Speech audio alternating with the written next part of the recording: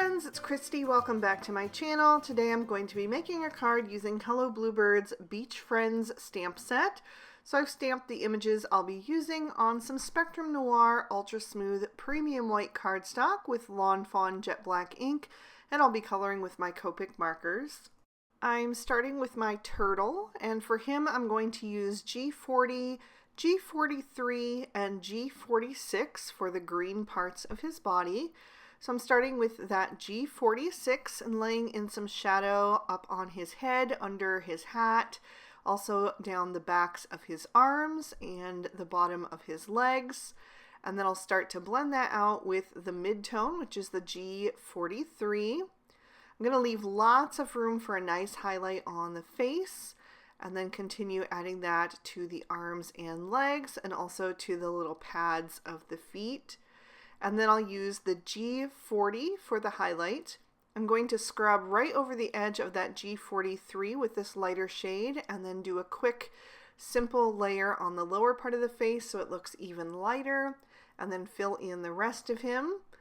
I let that dry for about 30 seconds to a minute, and then I added that G46 to the leaf on the flower on his hat and filled in all of the spots on his forehead and his arms, and he's got like little toenails almost on his feet. So I'm just going to fill those in quickly with the very tip of that darkest marker. Then I'm going to move on to the bottom of his shell, so the chest area there, and I wanted that to be kind of like a golden yellowish brown. So I went with YR20, YR24, and YR27. I outlined the little plates with the YR27, then blended out with the YR24 and used the YR20 for the highlight. And then I'm also going to use these shades on his straw hat, but I want to warm this combo up a bit, so I'm going to bring in the Y11. So using the similar shades is going to help it tie in with the turtle, but then having that additional color in there will just separate it out a little bit and make it look more distinct.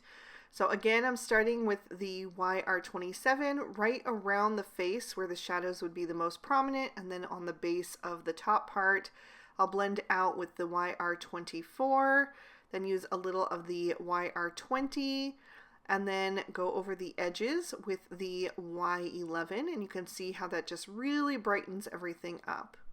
Once again, I'm going to let that dry for about 30 seconds to a minute, and then I'm going to come in with the YR24 and just add a few little streaks to make it look more like that grassy texture. And I did the same with the YR27, just not quite as many. And then I'm going to move on to some brown shades. I'm going to bring in a whole bunch because I'm going to color a bunch of different things with these. I'm using E50, E51, E53, E55, and E57. I'll start with the lightest objects to color and then work my way up. So I'm using the E51 and the E50 to do two of my shells, and I left a little bit of white space on those so that we have a nice highlight. Then I'm going to move on to the sandcastle, and I've darkened up the combo by starting with the E53. And I'm just going to add a bit of shading to each of the different layers to that, and then down at the bottom as well. And then I'll blend that out with the E51. I also filled in the little door and the windows with that E53. Then I meant to grab the E50, but I accidentally grabbed the E53 again, so I just went with it, added a little extra of that, but then I'm going to switch up to the E50 to fill in the rest of that sandcastle. And then I will go even darker, and this time I'm starting with the E57, and I'm going to do the outer part of my turtle's shell, so what's on his back there, blending out with the E55 and then the E53. It's a tiny little area, but I really wanted all three of those shades in there. And then I'm going to add some little spots and details to two of the shells, the two that were light brown. And so I started with the E57, blended out with the E55, and then used the E53 on those. Then I'm going to switch up to E40 and E41 for my seagulls, just the white parts of their body. A little E41 blended out with the E40, and then I'll leave some white space on them as well so that they don't look too dingy. I'm also going to do some of the stripes on my beach ball with this combo using that same technique. Then I'm going to switch to some cool grays. I'm going to use C1, C3, and C5 to do the wings of my seagulls. I used the C5 at the tips and then blended in toward the body with the C3 and then used the C1 for the highlight. And I'm also going to do the other two shells in this light gray combo, just a tiny bit of that C5 because I didn't want them to be too dark. And then I'll blend that out with the C3 and then the C1. And I actually left just the barest bit of white space on both of those as well. I wanted to darken up the seagulls' tails, so I brought in C7. And I'll place that on the very ends and then blend that out with the C5 and use the C3 on the one that's flying. You didn't need it on the one with that's just standing because you wouldn't have seen it anyway. And then I used Y15 for the beaks. I brought in Y11 again and Y13, and I'm going to do two of the stripes on my beach ball, although I'm going to end up changing this later on. We'll get to that in just a minute. I am also going to take that Y15 and color in just the center of the flower that's on the hat brim. And then I'll move on to some reds. I'm using R22, R24, and R29. And I'm going to do two more stripes on the beach ball, and I accidentally colored in the stripe that I had already colored to be white, so it looked a little funny to me, and so I ended up just changing it, restamping the ball, and just doing it in red and white stripes. I liked that look better. I'm also going to finish off the flower on the hat brim with this combo. And then I'm going to keep the R22 and bring in the R20 for my turtle's rosy cheeks. The R22 first, and then blended out the edges with the R20, and then added a little R20 to the cheeks of my seagulls. And then I went back to my E53, E55, and E57 for the band around the hat. And then I grabbed a black Sakura Jelly Roll pen, got that going off to the side, and I'm going to go over the eyes of my critters, so the turtle and the two seagulls. And then I'll trim these images out with their matching dies. For the background, I'm starting with a piece of Bristol Smooth Surface cardstock, and I am going to color this in to look like sand. So I'm using some Distress Oxide inks, and the first shade that I'm using is Antique Linen. I want it to be lighter at the top and then get darker as we go down the panel, so kind of like an ombre effect.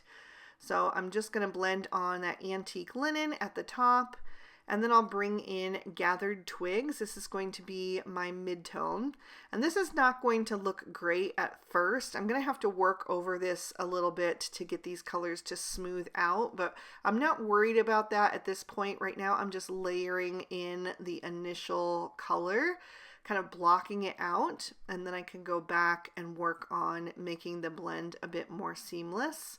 So I'll go back to the Antique Linen and go over the transition and just add a bit more saturation up at the top, and then go back to the Gathered Twigs and do the same. And then I'll bring in my third shade, which is going to be Vintage Photo, and I'm going to add that down at the bottom. And again, I'm first just blocking in that color, adding that initial layer, and kind of making that, you know, as smooth as possible, but not worrying about the transition between that and the Gathered Twigs just yet. I will go back and add more ink between those to smooth that out, and do the same with the Antique Linen.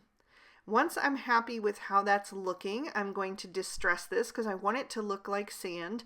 So I'm first going to take some plain water, squirt that onto an acrylic block, pick that up with a thin paintbrush and tap it off the side until that whole background is covered in fine little droplets of water. I'll let that react with the Distress Oxide ink for a few seconds and then blot that up with a paper towel. Then I'm going to press some of both the lightest and the darkest ink onto an acrylic block, so the antique linen and the vintage photo. I'll add some water to that, mix it up with my paintbrush, and tap that all over the background as well.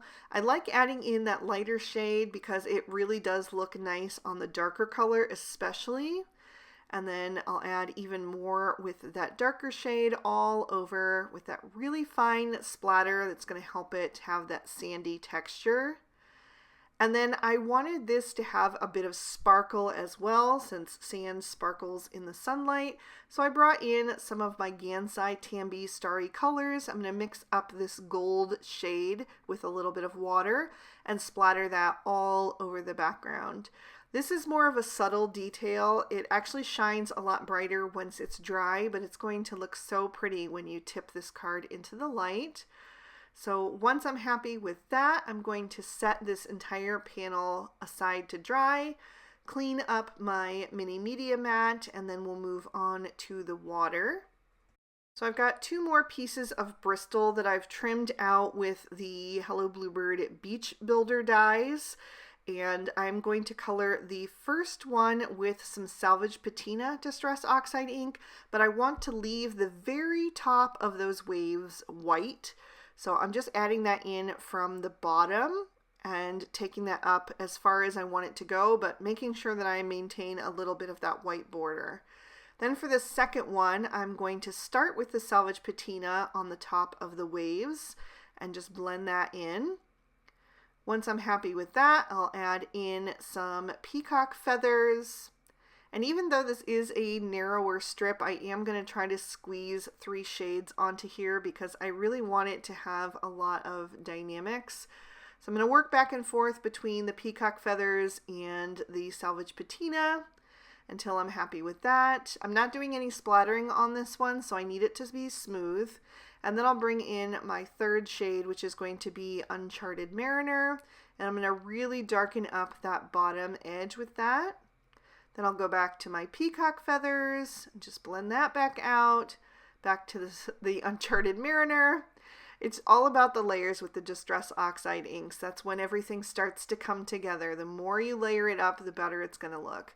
So back to the Salvage Patina and a little bit more of the peacock feathers and the Uncharted Mariner. And then once I'm happy with this panel, I will set this aside to dry as well.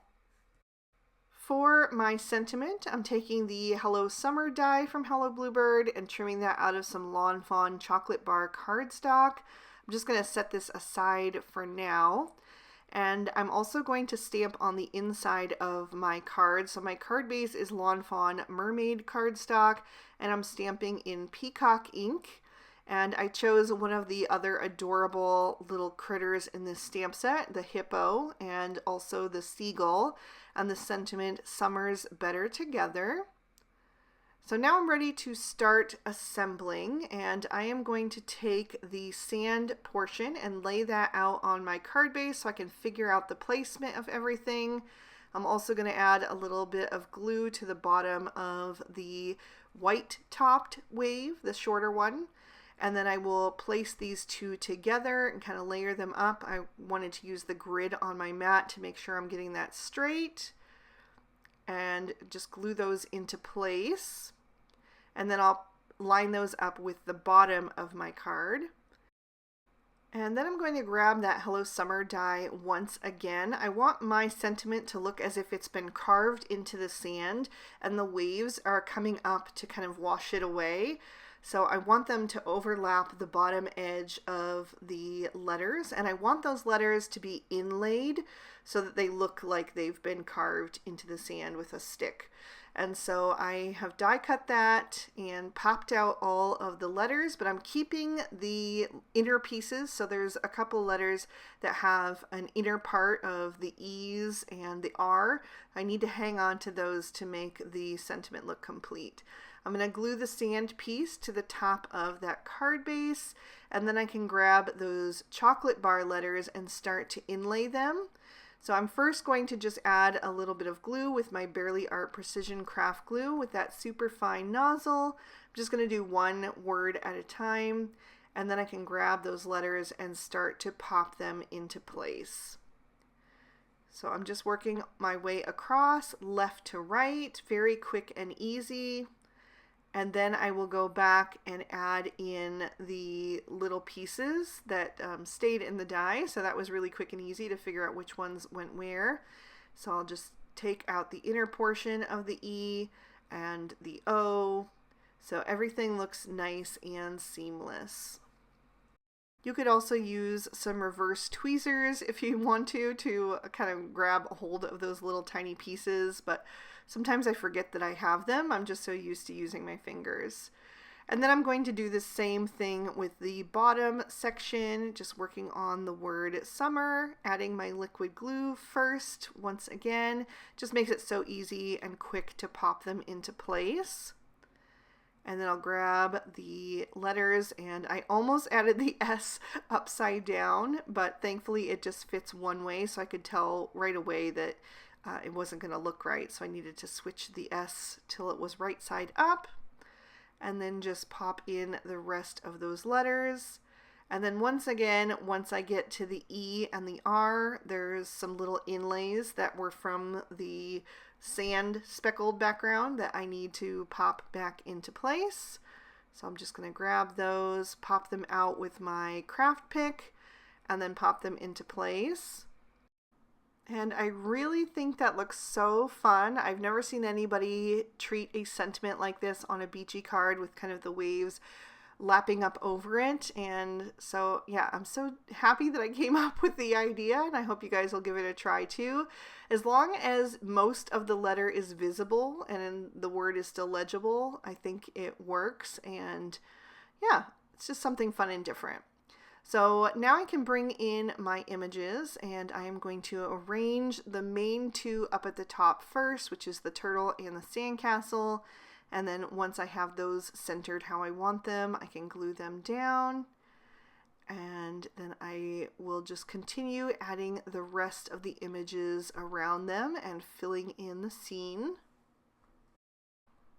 So there you can see in the bowl I have that other beach ball that I just went red and white. I like the look of that a little bit better. I also added one of the seagulls off to the right. The other seagull is going to be flying overhead. And I think that adds a nice bit of movement toward the top of the card, since we have the movement of the water kind of rippling down at the bottom. So that just balances it out a bit.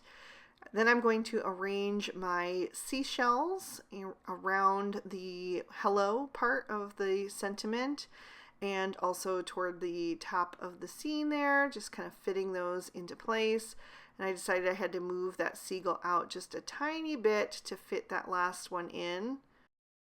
And then I started adhering those down, but once I started placing them, I realized that I had both gray seashells on the left and both kind of tan and brown seashells on the right, and I didn't like the look of that. So I'm going to end up swapping two of those out.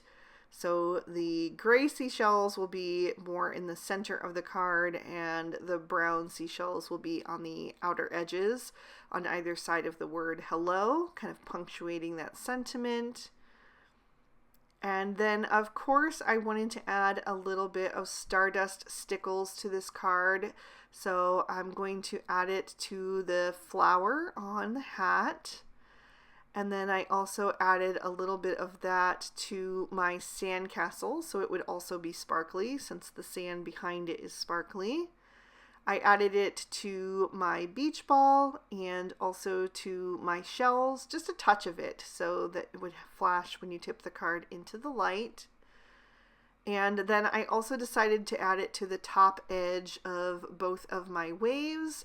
so they could be sparkly too.